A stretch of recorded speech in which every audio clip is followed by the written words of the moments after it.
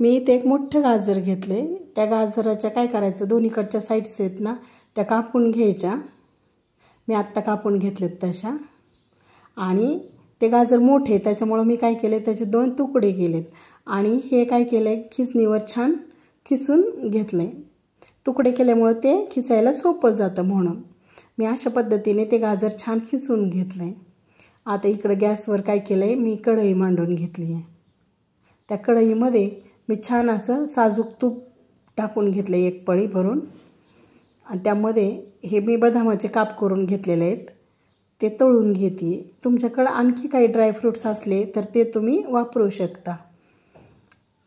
आता माझ्याकडे फक्त बदाम होते अवेलेबल आता, त्यामुळे मी फक्त बदामच टाकलेले आहेत। आणि आता इथं मी थोडंसं काय केलं तर खोबऱ्याचा खीस करून घेतला होता। तो खीस पण काय करायचं, त्या तुपामध्ये छान भाजून घ्यायचा अगदी तांबूस रंगावर असं। आता आपण तो बाजूला काढून घेऊयात। आता उरलेल्या तुपामध्ये हे गाजराचा जो खीस आहे तो छान परतून घ्यायचा।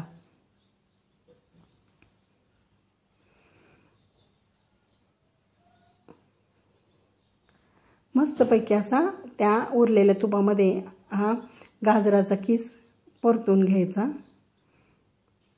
मस्त त्यातलं जे पाणी आहे ते पूर्णपणे असं शोषून घेतलं पाहिजे, अशा पद्धतीने तो परतायचा गाजराचा खीस। आता त्या ह्याच्यामधलं पाणी शोषून घेतलेलं आहे, त्यामध्ये मी थोडंसं काय केलं, तूप टाकून घेतलंय आणि साखर टाकली। आपल्याला हवी तेवढं, आपल्याला जेवढं गोड हवे ना तेवढी साखर टाकून घ्यायची गोडीनुसार। आणि आता ते छान असं परतून घेतलंय, पूर्ण साखर अशी वितळली गेली पाहिजे त्याच्यामध्ये, असं परतून घ्यायचंय। पूर्ण साखर वितळेपर्यंत परतत राहायचंय, ते सारखं एकसारखं असं परतत राहायचंय। आता पूर्ण साखर काय झालेली आपली वितळली गेलेली पाहू शकता तुम्ही। आता त्यामध्ये जे ड्रायफ्रूट्स आपण तळून घेतले होते ते टाकायचे। त्यानंतर तो नारळाचा म्हणजेच खोबऱ्याचा जो खीस आपण परतून घेतला होता तो टाकायचा। विलायची पावडर टाकायची आणि काय करायचं, ह्याच्यामध्ये मात्र उकळलेलंच दूध वापरायचं, थंड दूध वापरायचं नाही। हे गरम झालेलंच उकळून घेतलेलं असं दूध त्यामध्ये घालायचं। आपली ही गाजराची खीर तयार आहे। ही खायला खूप टेस्टी आणि मस्त अशी लागते। आत्ता ह्या मार्गशीर्ष महिन्यातल्या एखाद्या गुरुवारी तुम्ही नक्की करून पहा आणि मला सांगा कमेंट करून की कशी झाली ही खीर।